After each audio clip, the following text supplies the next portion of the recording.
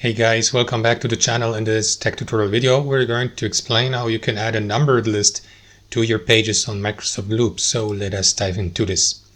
Head over to your workspace in Microsoft Loop and access the page you would like to edit. I will go with this one here.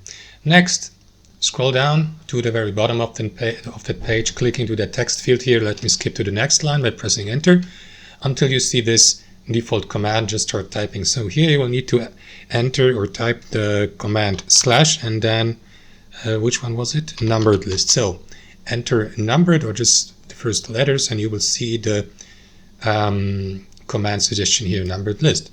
And start with the first and with adding the first item. So let me go with, I don't know, let's say that's option number 1 or option A. Press enter to skip to the second item and do the same with the third one.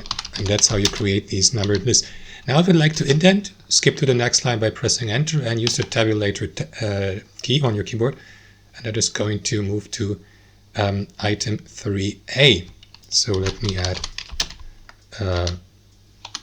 or CA and so on and so forth.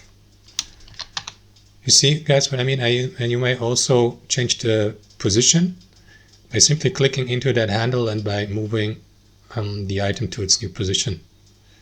And let me add also an indent here. And that's how it works, guys. Thanks for watching.